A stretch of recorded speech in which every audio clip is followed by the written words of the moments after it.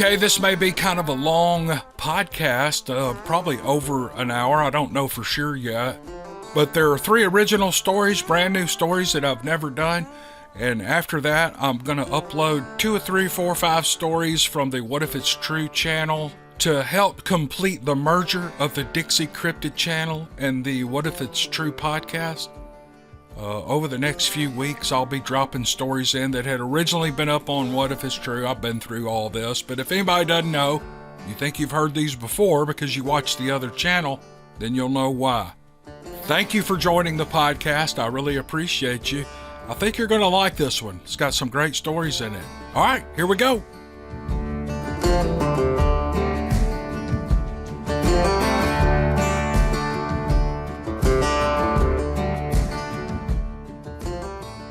All right, here's an email I have. This is a little bit of a story, but it's a little bit of a request. The request is not to me, but it's to Steve Lilly. I'm not sure what to make of this, but let's read it and see what the guy says. You don't know me, but your name was relayed to me as someone who could solve a problem I'm having. My name is Jack Bright, and for the last 7 years I've been trying to secure a deed and mineral rights to build a secure containment facility to protect the valuables contained therein on a piece of land located in Toccopola, Mississippi. As fate would have it, Mr. Lilly, I was finally granted both after a lengthy legal process. As a little background information may prove valuable in assessing my dilemma, I'd like to share this with you. The land was cheap. It was almost like the county was trying to give it away. The problem was that no one could find a living owner for the land. The last owner, listed as Jeremiah Trice, died 15 years ago. After doing a little research on the man and his family, I discovered that he had 2 twin daughters, Priscilla and Quilla Trice, but I couldn't find any records showing what happened to them. That's why it took so long to purchase the land, since the court had to legally pronounce it abandoned before it could be sold to me. Before the ink was dry on the bill of sale, the crazy started in full force, and I hired a construction company to come out to clear and level the land before pouring the foundation for the new underground storage. Almost immediately, I started getting reports of vandals and thieves coming on site when work was finished for the day, but the vandalism wasn't your garden variety type. I would classify the damage being done as impossible. Not just 1, but 2 steamrollers were cracked beyond the possibility of repair, and multiple animal carcasses were discovered in various stages of decomposition along the 4 corners of where the foundation would be poured. The immediate line of thought offered by the sheriff deputies was some kind of devil-worshipping cult sneaking onto the property at night to perform some silly ritual that they believed would grant them money or power or that kind of nonsense, but no one was able to explain how the steamrollers were cracked without any indication of an industrial tool being used. The most unsettling part of this circus was the giant barefoot footprints located all over the site. The deputy said the cult people were probably wearing some of those big gag Bigfoot shoes that you get off of Amazon in an attempt to scare people off. I'm sorry, guys. I can just see these cult people walking around with these big feet strapped on their feet. I don't know. It's just a funny image to me. Back to the letter. I don't know if all this damage is being caused by people or a bunch of Sasquatch, but I was told that 2 night watchmen have gone missing that were keeping an eye on my property at night in an attempt to catch the vandals, which means we just went from vandalism to kidnapping and maybe even murder. Needless to say, everyone is on edge. I've had several workers resign this past week from their positions due to the fear of being caught after hours by whatever is stalking this location every night, and I couldn't blame them one bit. But the final mind blower was this letter from my employees found on the grounds yesterday morning. It was found by the work foreman at the beginning of the morning shift, taped to a porta-john located on the south boundary. The envelope only had my name on it. There was nothing out of the ordinary about the envelope. It was appearing to be standard in every way, but the note located inside of it has been the cause for many restless nights following. The letter claimed to be from the Trice twins that had disappeared from the face of the earth shortly after the death of their father Jeremiah Trice 15 years ago. The letter reads as follows: "This land is and always will be ours. By blood and by sacrifice, the bargain will always be respected. You are not of our blood, Mr. Bright. You have no claim, and your money is meaningless to us. Your machines offended us, and they were broken as a warning to you, but now your continued efforts have caused us to see you dead. Leave our home, Mr. Bright, and live, or stay and die. Your warning is waiting for you on the floor of our kingdom." The crew and I found the remains of 3 employees scattered around the worksite the next morning, Mr. Lilly. The entire crew resigned after that, and the land has been completely abandoned.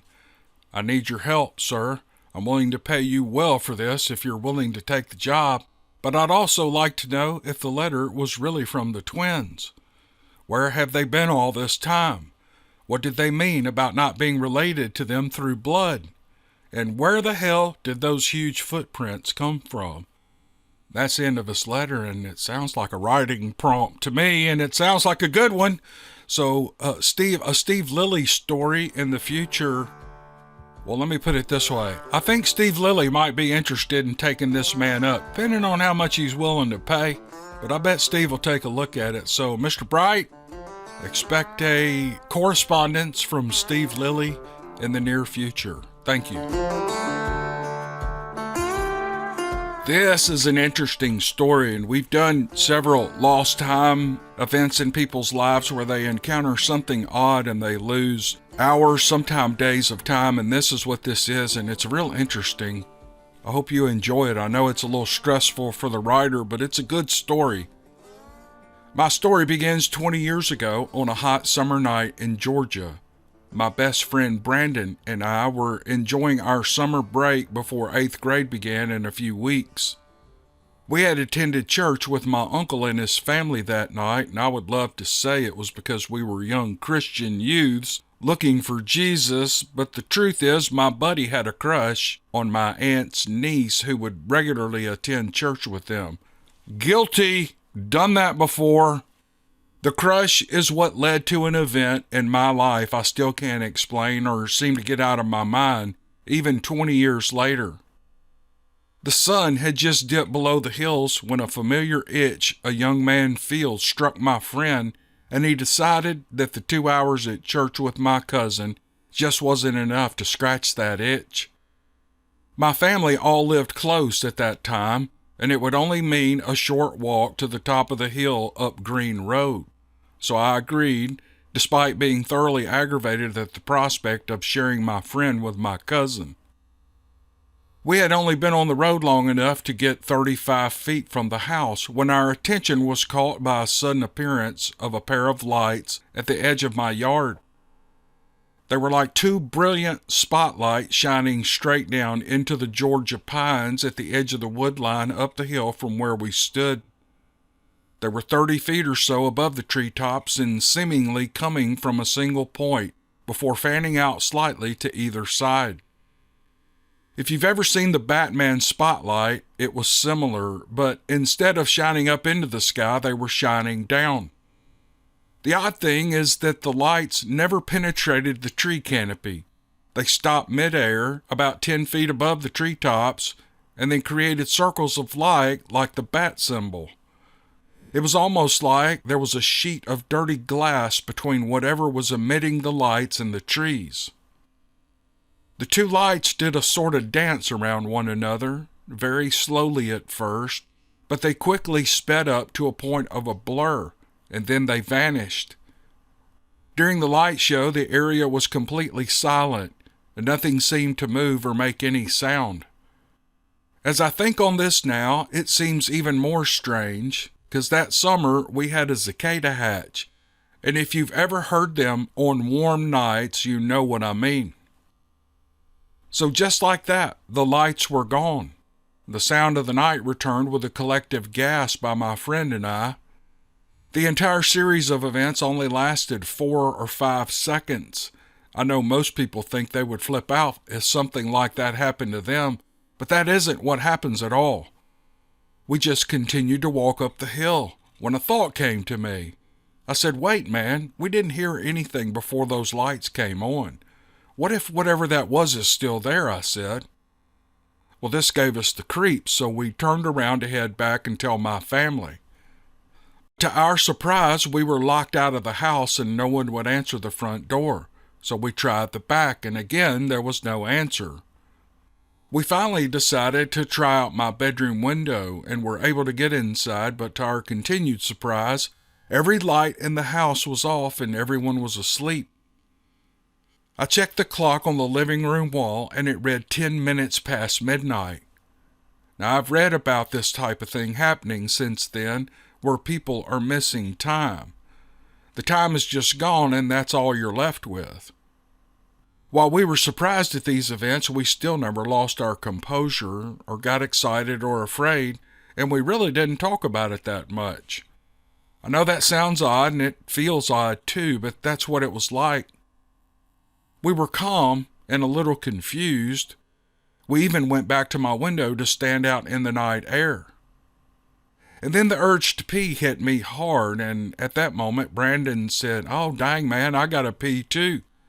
So we did what nature allows any young man to do, and we peed on the grass out the window, and I noticed a sensation of burning. And again my buddy spoke up and he said, "Man, this burns." I imagine those reading or listening to this story think this might be an embellishment of sort, but to me in that moment it only solidified the event in my mind. I don't tell this story anymore because people seem to lose a little respect for me when I do, and I don't blame them for that. It's just human nature. However, I did confide these events to a friend a few years ago, and he made a suggestion that caused a thought to enter my mind that creeps me out even now. He suggested that I do regressive hypnosis to uncover any potentially hidden memories from my missing time. That was when I realized that if I can't remember something that happened when I was awake and maybe I was taken, then how many times was I taken while sleeping?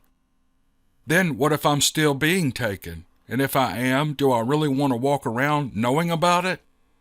Well, the answer for me is a big fat no. While I would like to learn more about what exactly happened to us, I've learned that being happy and being right don't always line up. That's the end. And that last statement really hits a chord with me because let's say this happens to you. There are some people who just have to know. They have to know what's happened to them. And I don't think we really know. With these missing time events, it could be an anomaly that's common in the human brain, or I guess you could be actually being taken by, I don't know, ETs. Maybe that's the answer.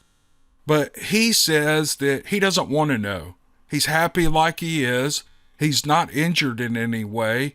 It doesn't limit his life, and I'm assuming these things, but if he's happy, that's kind of a common thing to assume. But he's not dealing with any PTSD or anything like that, and he just doesn't want to know.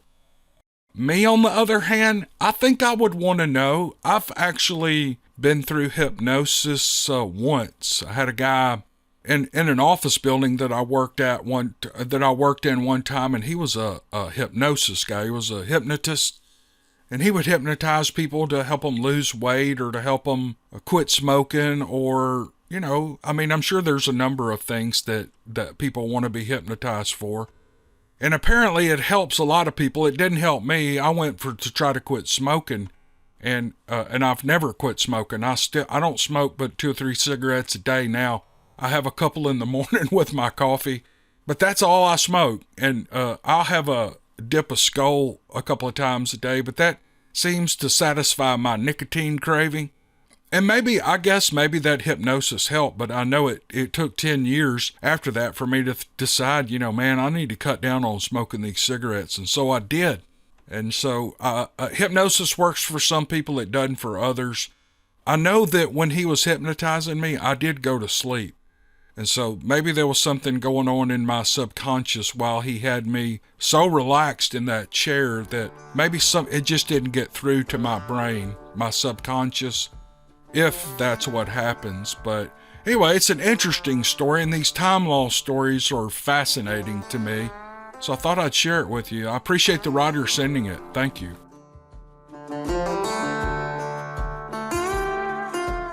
This is an interesting dog band story, and I think you guys are going to be totally blown away by this. The writer says there's a tiny 2-lane road in Okolona, Mississippi called Mummerai Road by locals with a past that I thought you might find interesting. Now, I'm relaying this story as it was told to me by one of the locals, a Miss Tiffany Bowen, and she still lives in the area of Okolona today, but she's no longer a resident of the small community located there. After hearing her recounting of the story, I'm sure you will understand why. I've always been a bit of a history buff when it comes to the state I grew up in, Mississippi, and I love hearing about all the things that happen whenever I get the chance. Well, one day I was speaking with Tiffany about all the cool things I learned about her town's history after learning that my aunt had attended college there back in the day. The college no longer exists, or rather the ruins of it do, as it is no longer in use. It stands abandoned and reclaimed by the woods that surrounded it. This is when she asked me if I had found any information about the small community that she used to live in called Mummerai Road. I told her that nothing came up about it during my research, and I followed up with, "Well, why do you ask? What's so important about it?" This is when I noticed a dramatic change in her facial expression and an unusual pause in the conversation. Now, I've known Tiffany since she was 19, and while she may be given to occasional mood swings when she's having a stressful day or I'm giving her some playful grief, she is not inherently somber.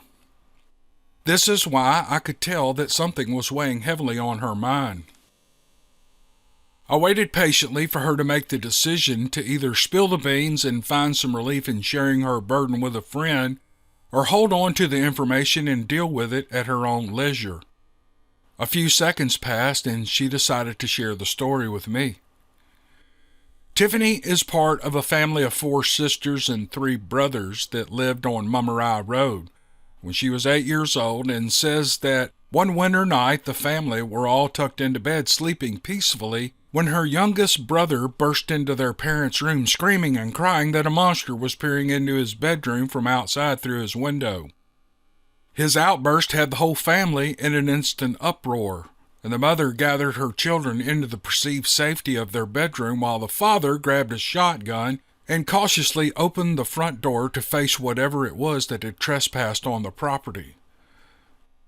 After opening the front door, the father was greeted by the inky blackness of a bitter cold winter night, something his body reaffirmed as he bravely shuffled barefoot into the icy, muddy lawn, forgetting his shoes because of the urgency of the matter. He knew he had already made a mistake, but what's done is done. There's no turning back now.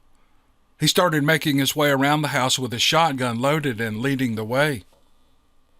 He saw something as he walked around the front of the house, shivering, but being so pumped up on adrenaline, he hardly noticed.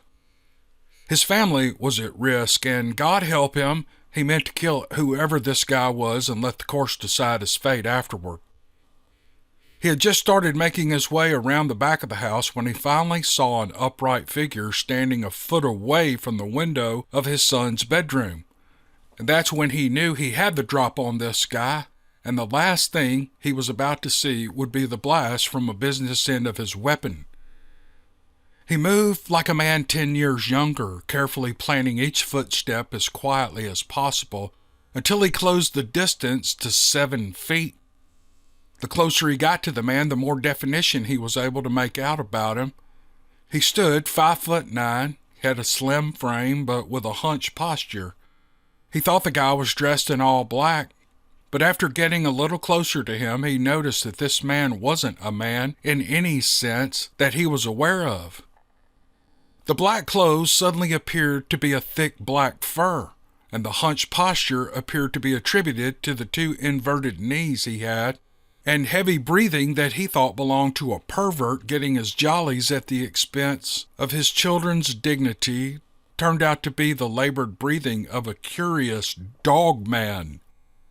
Just as he comprehended what he was actually seeing, the dog man's ears twitched and his head snapped around, allowing him to lock eyes with this one-time pursuer. Never has a better remedy for constipation been invented than the hellish shot of, "Oh crap," that immediately ran down the spine of Tiffany's father and commanded his bowels to surrender their contents into his pajama pants. I'm sorry. While the rest of his body was freezing from the winter air, there was a part that had warmed substantially.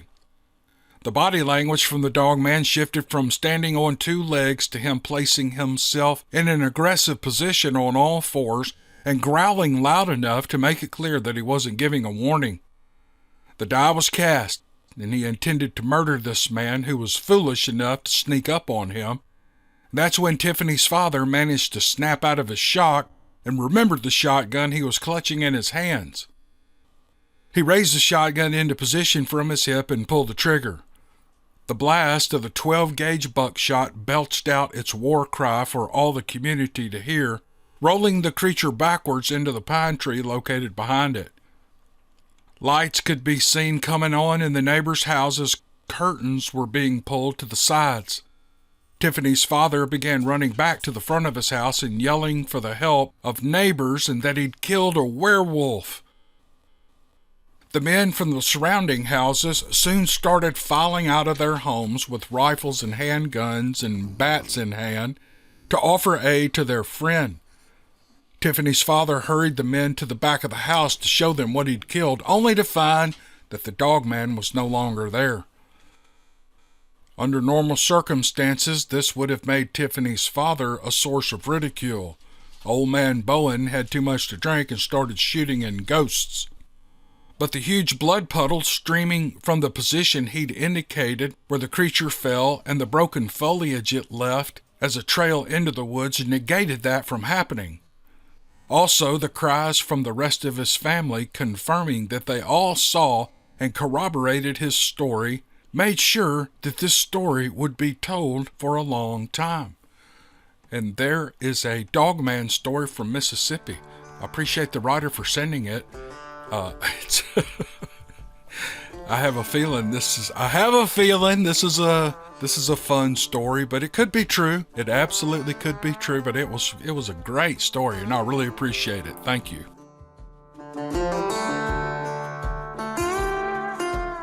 Resident Demons by Jack LaFountain.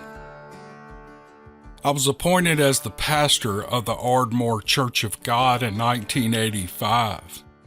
I had been doing my ministerial internship at the church when I won the appointment, so I was familiar with the church and its, shall we say, peculiar stories that surrounded it.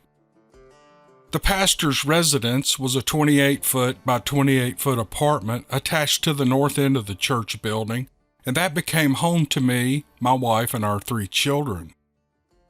The residence was separated from the church sanctuary by a large combination dining hall and kitchen that was used for church functions. A classroom lay between the kitchen and the sanctuary, and between the dining area and the sanctuary was my office. The departing pastor and his wife reported that the big room had a creepy feel to it. They avoided the room whenever possible, and especially in the dark. They were very strong Christians, so why did they not investigate the source of their feelings, or why were they afraid? It remains a mystery to me. Perhaps that's not saying much for the Christian faith, but we don't all live up to the perfect ideal, especially when we are scared. But what can I say? My own wife and children refused to enter the room after dark, and it took a great deal of coaxing to get the kids to go in there at all. There were times they exited the residence and walked around the outside of the church to go into the sanctuary. They said the room was haunted, and it felt like they were being watched by unfriendly eyes. Now, I admit there was something. I didn't know exactly what was going on. The church was well known for its history of dissension and rather troublesome members who embraced odd doctrines. I figured that given the troubled history, there was just a negative spirit, what people now call a vibe about the place. I had to walk through the room to get to my office, which I often did about 3 a.m. Quiet time to study and prayer comes at a premium when you have children. There was a certain increasing creepiness crossing the room that I couldn't quite shake. The former pastor kept the coffee pot in the office rather than the kitchen. I had never given that much thought until I started arriving at the office at that early hour. I wasn't afraid to enter the kitchen area, but I had no desire to do either. I was the new pastor, but this wasn't my first rodeo either. I had some experience with people oppressed and possessed by demons. I wasn't running from the school bully, but I wasn't exactly spoiling for a fight. All I can say in my defense is that to everything there is a season and a time to every purpose, and the time was not yet. It seemed to me the best course was to work hard at what I did and bring in a new, more positive group of people. And to that end, I found myself relying on preaching for more notes than was my custom. I thought this was a sign of lack of preparation on my part until some seasoned preachers came in to preach. I watched them lose their train of thought almost in mid-sentence, and they stumbled over their words they planned to preach. That I wasn't the only one struggling was a bittersweet consolation. And then something strange happened. People long estranged from the church, career criminals, and people who had never darkened a church door began to show up on Sunday mornings and were very receptive to the gospel. At first glance, that doesn't seem so strange, or it shouldn't anyway. Wasn't that what I was working and praying for? But rather than encouraging the small congregation already attending, it seemed to breed resentment, and people began to complain to me about all the sinners who were coming to church. A couple of older ladies came to church one Sunday with smiles on their faces, and they rushed to see me after church was dismissed. They said that they enjoyed my preaching and had begun to pray at home. And then they went on to tell how they prayed before going to the casino on Saturday. They couldn't wait to get to church and make an offering from their winnings. Well, I found that kind of endearing, but many of my original faithful found it not to their liking. Not long after that, I was in the church sanctuary in the middle of the day. I was walking around the front of the church, praying rather loudly, when I heard someone come in, or perhaps felt someone come in is more precise. I knew the church doors were locked, but I turned around to see who it might be, and there was no one there. That's when I realized the door I heard turn on its hinges came from the direction of the classroom that gave unto the kitchen. A black mist the size of a human body floated onto the raised platform near the pulpit and hovered there for several moments before a face began to form beneath the mist. The decision between fight or flight passed so quickly that I have no memory of it. I commanded the thing to get out and never return. It became a blur that disappeared as it passed on my right, and the church doors rattled on their hinges like a 300-pound defensive lineman had hit them. Stunned, I dropped down on the front pew and just sat there until the shakes and adrenaline surge abated. I was never scared, but I don't think I was ever really in charge. As certainly as there was a demonic force present, there was a second stronger presence too. I didn't tell anyone about what happened. The situation was repeated a few days later. That evening, my wife returned from a trip to the church kitchen to marvel that whatever was there before was completely gone. I resigned the church a few months later. Within a year, the church closed that location and moved across town. The building, the last time I saw it, was a medical supply company. I didn't go inside to ask how business was or if they noticed anything peculiar with their new building.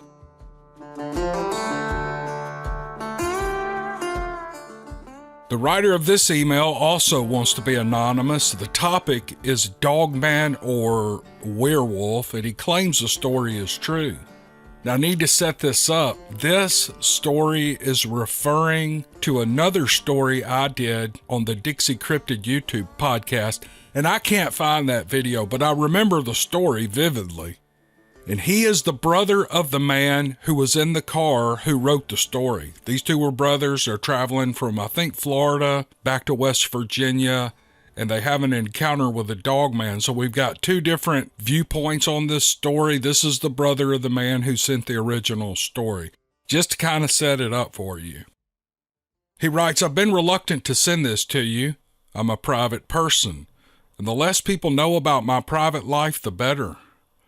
I have nothing to hide. I just prefer the peaceful forest over the business of crowds and town life.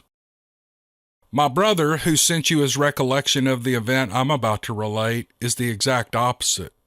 If there's a crowd gathering in Times Square, you can bet he'll be in the middle of it, telling a story and entertaining the masses.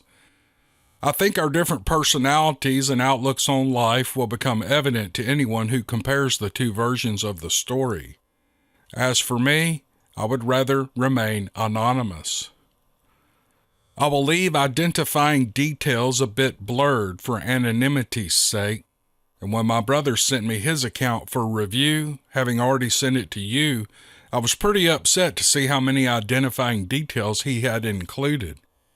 He feels the details make the story. I'm too private for that. When I was 5, my family moved from Long Island, New York to a small town in Maine. It was there that I discovered my love for hunting and being in the woods. My dad was not a hunter nor an outdoorsman, but that is all I ever wanted to be. At age 7, I packed a knapsack with canned goods, a sleeping bag, and a hunting knife and a tent, and I sat on my bike with a fishing pole and a tackle box, and I headed off for a few days of camping on top of a local mountain located a few miles outside of my town.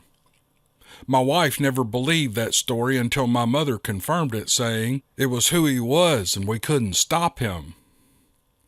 I love being in the woods. I think that's why I joined the Army after high school. I wanted to be out in nature, even if it was wet, muddy, and labor-intensive and mandatory fun, as my sergeant would call it. As an adult, I still love hunting season, from bow season to black powder to rifle season, and if the deer season is in, I'm in the woods.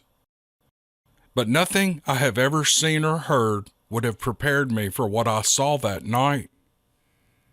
It was a cold but clear January night, and my brother and I were traveling back from Florida to college in Ohio.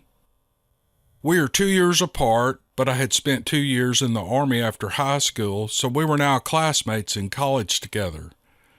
I'd had to cut my Christmas break short to get back for Army Reserve duty the following weekend. We packed my small car with all the clothes and care packages we could fit, and we headed off on the long drive.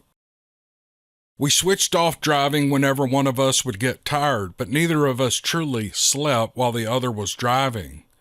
And during this particular leg, it was in the early morning hours, and I was driving I-77 through West Virginia. I was tired, but I had plenty of Mountain Dew coursing through my veins, and combined with the experience of plenty of long nights pulling guard duty, so I knew some techniques to stay awake and alert. Interstate 77 northbound was quiet at 1 a.m. There was not much traffic either way. The moon was full or close to it, as I recall. The moonlight lit up a fresh blanket of snow that covered the median and long sloping shoulders on either side of the highway. I could see ahead for several hundred yards. The air was clear and cold, and there was nothing to obstruct or obscure my field of view. The Army taught me several things that I still use today: target location and ranging, defensive and offensive driving. I never used either skill in combat. I left active duty just prior to our first Gulf War, but I definitely used those skills at night. Ahead of me on the shoulder of the southbound lanes, I saw what appeared to be 2 deer. They were high on the shoulder at the tree line 400 to 500 yards ahead. I easily picked up their movement, target acquisition. Seeing deer was fairly common on this stretch of the highway. The lead deer started running toward the highway with the second one following, but their gait was wrong. Something was off about it. As I closed the distance, I saw that they weren't deer, but perhaps they were wolves. I had heard that West Virginia might have a wolf population, but had never seen a wolf outside of a National Geographic special on the television. As I watched the road and the animals, it appeared that they were going to intercept my car. And at 70 miles an hour, it wouldn't be long before they were on my side of the highway, and I did not want to hit anything of that size with this small car. As we sped toward each other, I could see that yes, they were wolf-like, but they were not wolves. They were much larger, with downward sloping backs, much like a hyena. I had never seen or heard of anything like this. At 100 yards or so before impact, the lead creature stood on its 2 hind legs and in 2 bounds crossed the southbound lanes and was halfway across the center median. The second creature was now running and leaping like a human, but with enormous strides. I could see its wolf-like face and teeth bared like an angry dog and evil eyes. Its upper body was wiry like a pro fighter. It was muscular and sinewy. I could see the muscle through its coarse hair. Yes, it was hair. It was not fur. At the last second, I slammed the gas pedal and the engine roared. The little Sportster came to life and we jumped to 80 miles an hour almost instantly. The lead creature leapt at the car with its jaws wide and hate in its eyes. It barely missed the back quarter panel before continuing up the other shoulder into the woods with its partner following just behind. This event happened over 30 years ago. I just turned 50 this month and my life has been pretty uneventful since. I've lost the fine points of many of my memories, but I remember this story clearly. With that said, I honestly didn't recall my brother being in the car with me, and it wasn't until I read his account that my memory was jogged. Perhaps it was because he was semi-sleeping quietly in the passenger seat. I'm not sure. But I do know what I saw, and that I had never heard of a dogman prior to this. I grew up on Bigfoot stories ever since we watched Colonel Steve Austin's run-in with Sasquatch on the $6 Million Man. But this story has a twist. The next few days I spent getting settled back into my college routine. I got my apartment set up and went back to work at the university bookstore. But the event of that night on I-77 still haunted me. This was the early 1990s, before the internet. There weren't a lot of resources to look things up like we have today.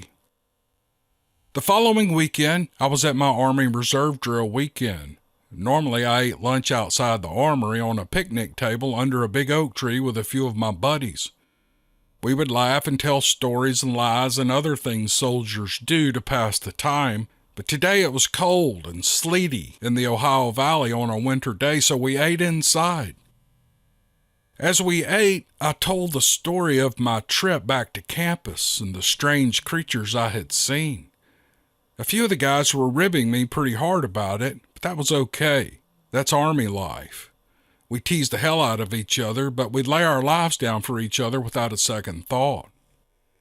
It is a strange existence, but those are some of the greatest men I've ever had the privilege of knowing. As I was finishing my story, one of the newer guys to the unit sat down and was listening. He turned a ghost white, and I could see most every hair on his body standing on end. He had recently gotten married and moved from the other side of West Virginia to the Ohio Valley for work and to be closer to the unit. He and his father had packed their belongings into the pickup truck in a moving van. It was a little after midnight when, using walkie-talkies to communicate, they decided to get off the highway to answer to nature's call. Cell phones had not been invented yet. My friend was in the moving van and his dad was in the truck. They pulled into a gravel parking lot of a small drive-in hot dog and ice cream place a few miles off the highway. It was a cold and quiet night without another car in sight. My friend walked a few yards to the wooded edge of the parking lot to relieve himself. He was a Gulf War combat vet and a police officer with a keen sense of situational awareness. As he stood there, his father was in the van 15 yards or so behind him making small talk. He could hear what sounded like a few dogs or coyotes about 10 or so yards into the dark woods ahead of him. They were darting back and forth from his left to his right, and he could hear the footfalls on leaves and thought coyotes or big dogs. They kept their distance as he finished, but then he heard a deep, low growl that went right through him. His dad yelled out, "What the hell was that?" He was buckling his belt as he started to turn back to the truck when the footfall sounds went from 4 dog-like feet to 2 heavy footfalls. The yips became low growls and barks and blood-curdling screams, and he began running to the truck, yelling for his dad to get the gun. He said his dad grabbed his 1911 from the holster next to him and fired off 5 rounds into the woodline. My friend never did see what it was, but he said it went from running on 4 legs to running on 2, and it was big. He said he had never been so scared in all his life. They tore out of there and arrived at the new house about an hour later. They were both tired and in a state of shock. The next morning, over coffee, they kind of stared at each other, neither one able to believe what they had heard. "Thank you for protecting my privacy. I live in a small town in North Carolina now, and I'm fairly well known. I truly enjoy my privacy and would like to keep it that way. There's a Bigfoot festival in Marion, North Carolina that you might enjoy. It's a great time with wonderful Cryptid fans from all over, and I hope you can make it out sometime. I will look at that Bigfoot festival, sir, but thank you for the story. It was really good. I mean, it's really good story. And if I can find the podcast from my YouTube channel where I relayed this story, I will link it in the description of this podcast or video. Thank you for the story."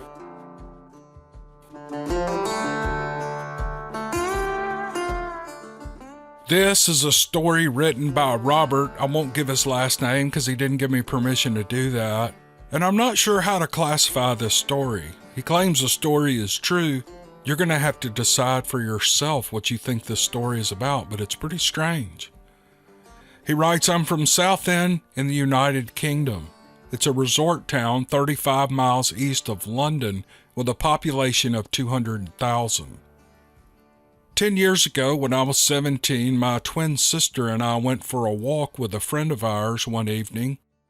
We weren't going anywhere in particular.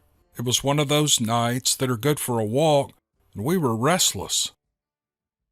We ended up at a new road that only had been open for about a year. It was in the middle of farm fields where 1,000 years ago a fort once stood. This was on a roundabout along protected land with a World War II lookout bunker. These bunkers were dotted all along the southeast of England as part of the protection and warning system against German aircraft. We wandered over to the bunker to have a look around. Behind it was a long dirt footpath with trees on both sides that was open to the public. It was around 10 p.m. by now, and we were at the age when we were old enough to be out and about, to know what we wanted to see, but still lacked the sense of risk in doing it. We asked my friend Matt to go inside and have a look-see. We'd already checked it out during the day, and it looked fine, and we knew there was a small doorway blocked by a big pile of dirt, but nothing to be really afraid of. My sister and I planted ourselves on the path, and we waited. We were laughing at Matt's reluctance and calling out to him, "Don't be scared," when we heard a noise. It was coming from the trees to our right. My sister and I both looked over in that direction, and what we saw, I don't really know what it was. I don't want to call it a monster.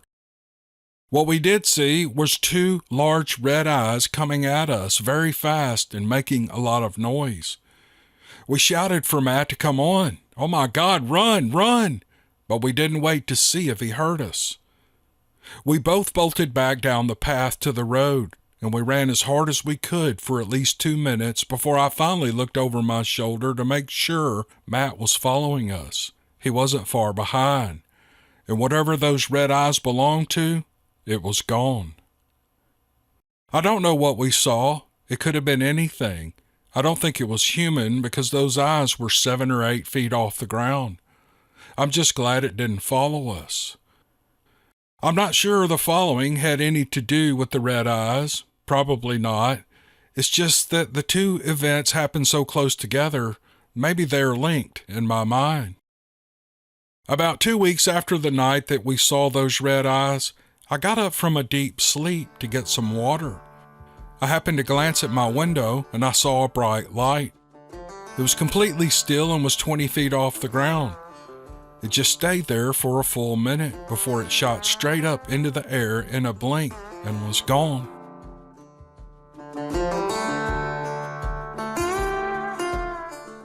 The writer is unknown. He's not anonymous. I just don't know who he is. The topic is Bigfoot. He claims the story is true. Maybe. I've never told this story to anyone. Government men said they'd place me in a military prison and seize all my family's property if I did. Not wanting to see my family lose the homestead, I've kept my mouth shut.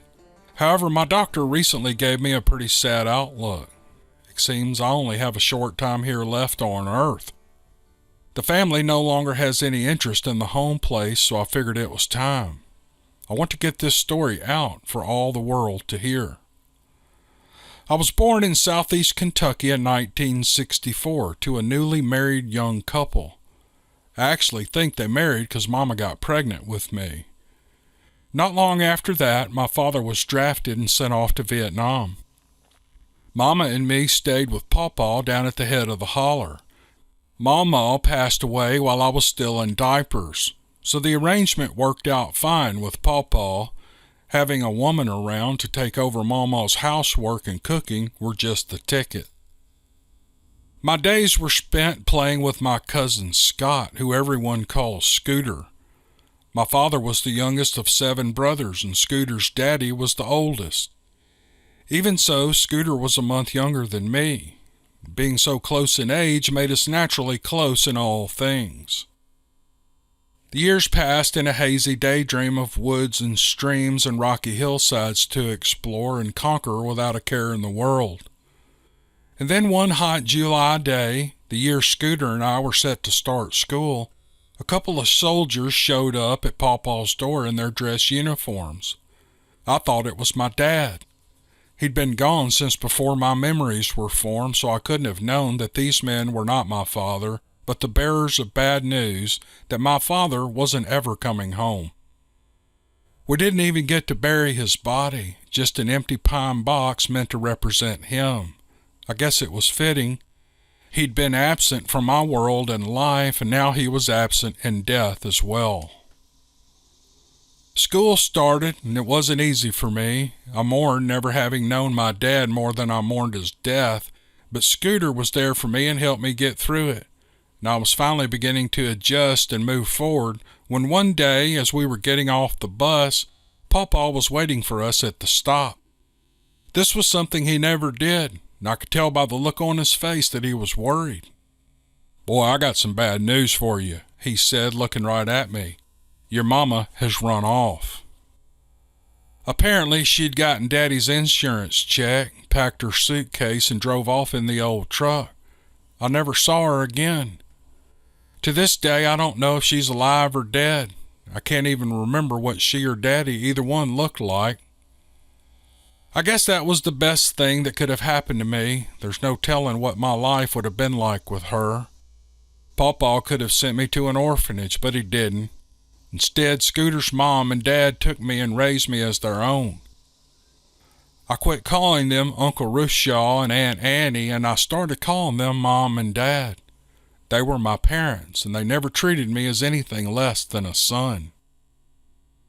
Life was tough in those years, and Dad worked hard driving a coal truck and sometimes lumber rigs, but he didn't make much money.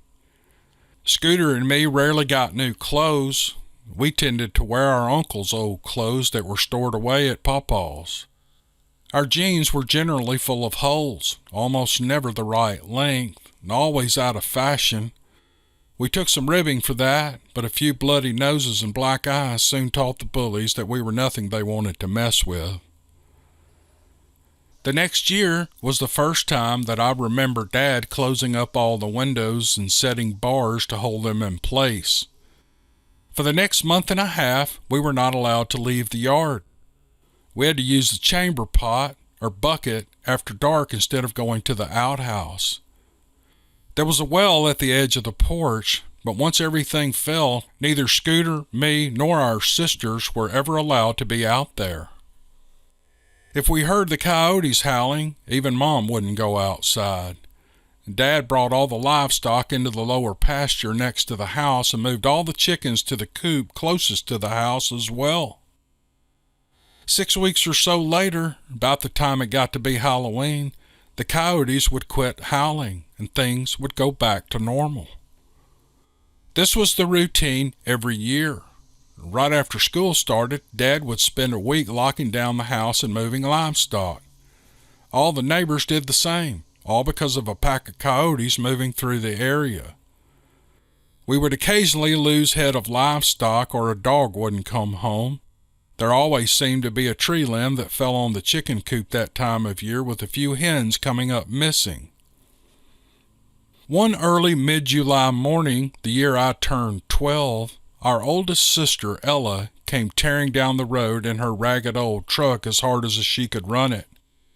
She'd gotten married the year before, and she and her new husband lived in a trailer across the holler. She pulled into the yard, and Dad ran out to the truck.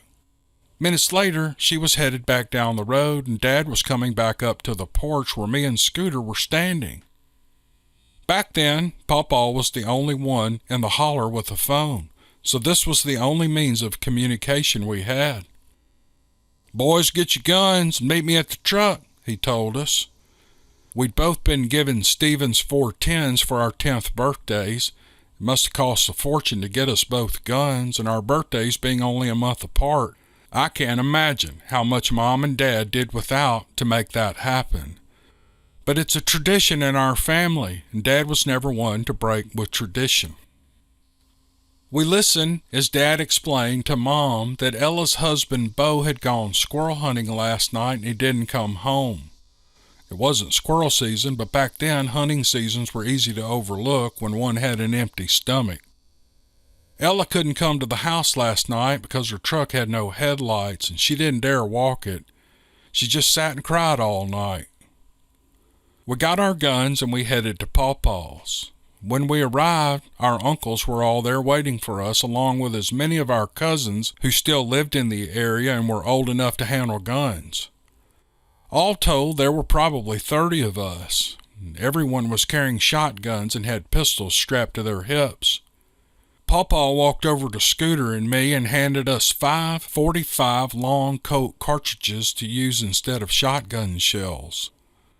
We all knew Bo's secret squirrel spot was at the top of the ridge where the beechnut and red oaks grew near the big rocks. He was careless to leave all his cigarette butts and spent shotgun shells laying around when he was done for the day. He was the only one in the family who owned a 20 gauge. My dad called it a lady's gun. And since there wasn't a tree or rock in those hills that we didn't know, it wasn't long before we discovered his spot and started hunting it as well. Of course, we were all smart enough to pick up our shells and not leave signs of anyone having been there. We marched up the mountain like a small army in search of Bo. 30 minutes later, we were standing in the middle of the rocks, and a few minutes after that, Cousin Leroy found Bo's gun. The barrel was bent all the way back until it was touching the other end. Then Uncle Barry turned to his brothers and he urgently ordered them to get the boys off the mountain, now. He'd found a boot. It was Bo's boot, and Bo's bloody foot was still in it. I was still trying to imagine how Bo's foot could still have been in the boot when I heard the coyotes howling all around us. They were so loud, but we couldn't see them. Suddenly, we were headed back down the mountain, but my mind was still on the boot. Had something bitten his leg in two? Had it been twisted off? How did Bo lose his foot? We got back to Pawpaw's and someone called the state troopers. They showed up with bloodhounds and a game warden. Dad and his brothers, along with some of the other cousins, took the officers up to the spot where they found the boot. The troopers turned loose the hounds, but they started whining and they refused to follow the trail. They ran back down to the cruisers and sat and waited to be let back inside. They all came back to Pawpaw's house where the game warden began preaching to all of us about hunting out of season. He claimed it was a bear that killed Bo and drug him off. Dad, clearly upset by the game warden's words, walked him back out to his car. We could all clearly hear him tell the game warden that should he ever speak to his family that way again, he would be wishing that it was a bear that had hold of him. He also told him not to ever come on the property or speak to his family again, or it would not end well for him. There might not even be a boot left of you to find, Dad said. Me and my brothers drag you up on that ridge. Our family wasn't known for being bad or violent, but we were tough, and we knew what it took to survive. Dad spent that night sitting on the front porch with a shotgun. There weren't many deer in that part of Kentucky back then, so no one felt the need to own a rifle. A shotgun was all we had. The next day, all the uncles were busy getting the livestock rounded up and closing up the house. We even parked the tractor against the cellar door. Once we'd secured our house, they went to Pawpaw's to do the same. Then they went to the next of kin down the road, and so on and so on. The entire community battened down in just 2 days that year. We buried Bo's foot next to my father's pine box.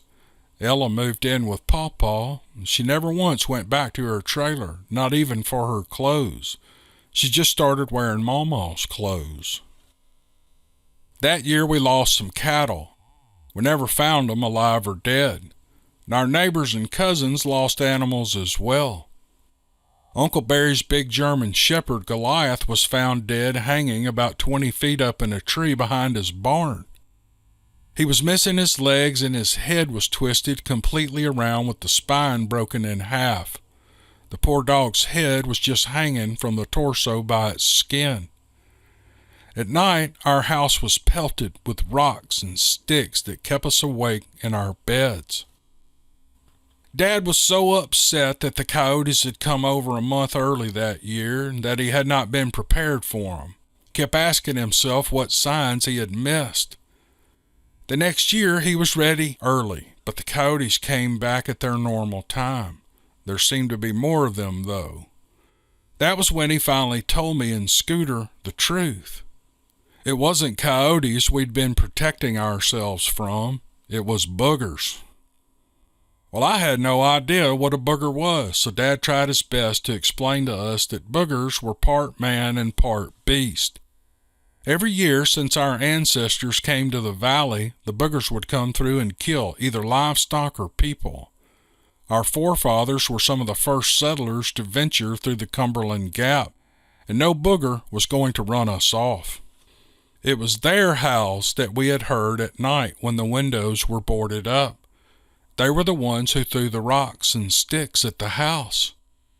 Dad warned us that they were always watching us and would grab anyone who wandered off alone or got too close to the woods. They were the reason we used the chamber pot at night and never ventured out on the porch for water after dark. We had a lot of calves born that year, more than we'd ever had before or since. Dad herded them into the barn at night with the heifers and barricaded them in.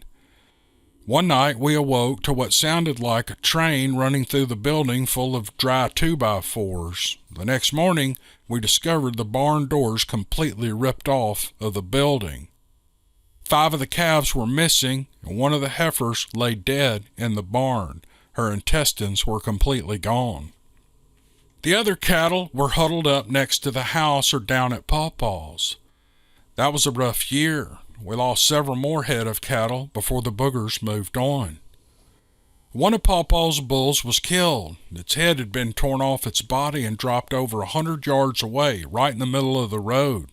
It was a devastating loss. And people brought heifers from all over to breed with his bull, trading hogs, goats, sheep, chickens, tools, and guns for the right. One time someone even traded him 5 pheasants, which he loved, and a big old, mean, loud peacock. Over the next few years they came back, but they were never as mean as they'd been from 1976 to 78. Eventually Scooter and me graduated school, and we went straight to the recruiter's office. We planned to always be together and to have each other's back, but somehow we ended up in 2 different branches of the service. Scooter ended up in Special Forces, and I became a sniper. Although I never had to use the skill in battle, man, was I good at it. Meanwhile, Scooter became a regular badass. He got to where he could creep up on anybody and put them in a hole that Hulk Hogan couldn't escape. But until then, he'd never bested me at wrestling, and after he honed his skills, I'd just lie down to save energy and give up. Well, during our 6 to 8 years of military service, both Scooter and I sent our money home. We simply signed our checks and sent them to Dad. The Army fed us and clothed us and put a roof over our heads, so we didn't need it for that. We'd never had spending money growing up, so we wouldn't have known what to do with it anyway. And unbeknownst to us, Dad was putting all that money into bank accounts for us. Scooter was discharged in 1989. He'd fallen in love while on leave, and he married a woman named Susan. He brought her back to our little valley to settle about 5 miles from Dad and Pawpaw's. And I stayed in for a couple more years until I was involved in an attack during the first weeks of Desert Storm and was sent home on a medical. I arrived back in Kentucky in October of that year. Boy, was I excited when Dad showed me my deposit book. I had nearly $200,000. I was rich.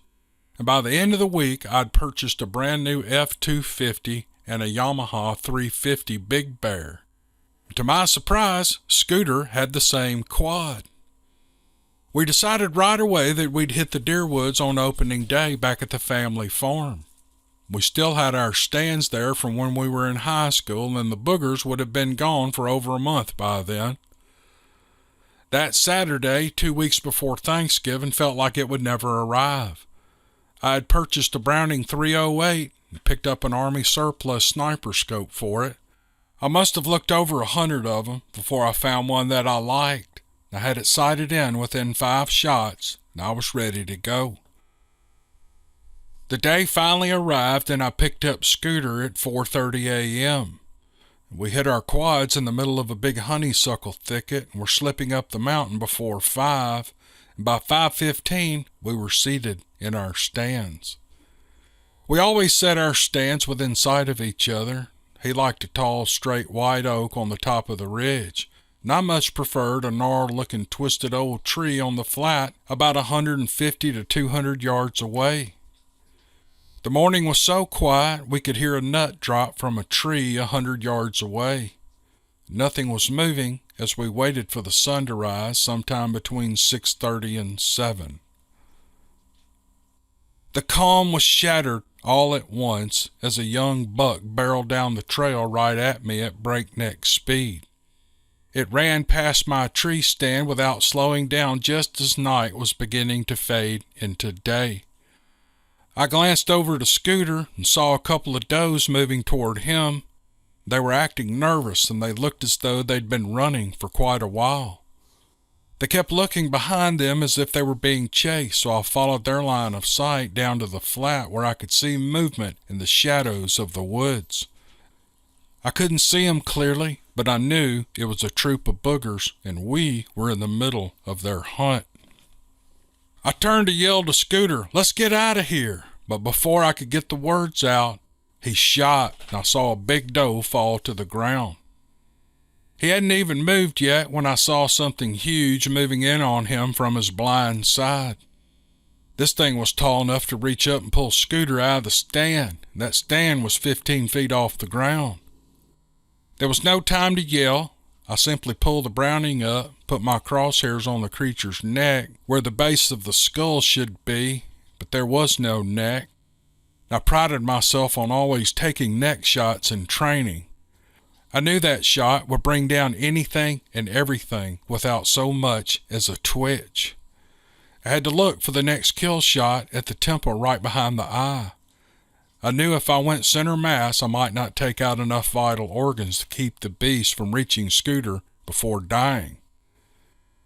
With the mechanical precision that comes from years of training, I pulled the trigger and watched as the booger crumbled into a lifeless heap. Scooter spun around just in time to see the creature hit the ground. He was trying to get his safety belt undone so he could get down from the stand. I never used one because I had a lot of limbs to bounce off between me and the ground. The hills and hollers came to life with howls unlike anything I could ever have imagined. Rocks and sticks were thrown at us from every direction. More roars, even deeper and louder, answered the first howls. They were moving in fast, and Scooter hit the ground and ran toward the quads. I was seconds behind, having jumped down from the tree. We climbed onto the quads, and I saw two huge boogers coming at us from just 200 or 300 yards down the trail that we'd come up on. We had a millisecond to decide, stay or fight or run. I don't think Scooter had any faith in the damage his little 243 would do to one of those things. He started his bike, and I followed suit, and we took off flying down the trail toward Uncle Barry's. There was no way that we'd be able to make it to Pawpaw's or Dad's without going through the boogers, and I never dreamed those bikes would come off that mountain so fast. All the while, we could hear what sounded like a herd of elephants running through the woods all around us. It was balls to the wall when we hit the edge of the woods.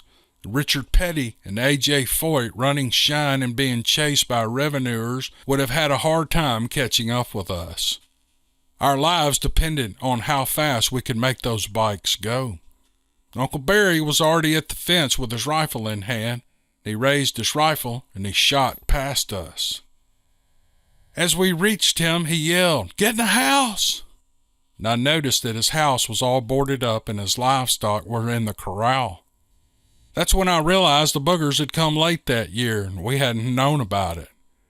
Both Scooter and I had lost our weapons on the way out, so Uncle Barry ushered us inside and armed us with two of his. "You boys really stirred up a hornet's nest this time," he said. "I've been hearing them critters yelling like a bunch of angry demons coming from the pits of hell for the past couple of minutes." We didn't have time to respond. The house was under attack. The boogers were pounding on the sides of the house and testing the window coverings and the back door. It seemed like they were on every side, even on the roof. We could hear the helpless cries of his cows. His big draft horse was in a fight for his life. The dogs were now silent, as they were either dead or had run off, and our sense of security was ripped away with the roof. They were inside now, throwing furniture around upstairs. We knew we were going to have to make a break for it. Uncle Barry yelled to us to get in his truck. "The keys are in the ignition," he said, "and I'll bring up the rear." We didn't know Uncle Barry was going to stand his ground and give us a chance to get away. We heard 5 shots from a shotgun, choosing that weapon over his rifle being so close to them. Between the curse words he was throwing at them, I could tell when he threw his shotgun aside and switched to his .44 mag, his last words were, "Run, boys, run!" We knew in our hearts that Uncle Barry was no more. His old Chevy was well cared for and ran like a race car as we tore down the road and out of the holler. We pushed that truck as hard as it would run, and all the while fighting back the tears that stung our eyes. Scooter was driving, and I took the duty of gunner, watching the rear. It didn't seem like they were chasing us anymore. I couldn't see them coming down the road anyway. Scooter pointed down the road and he said, "Look up ahead. I see Dad coming down the road at us." We got within 100 feet of each other when a big tree came crashing down on the cab of my dad's truck.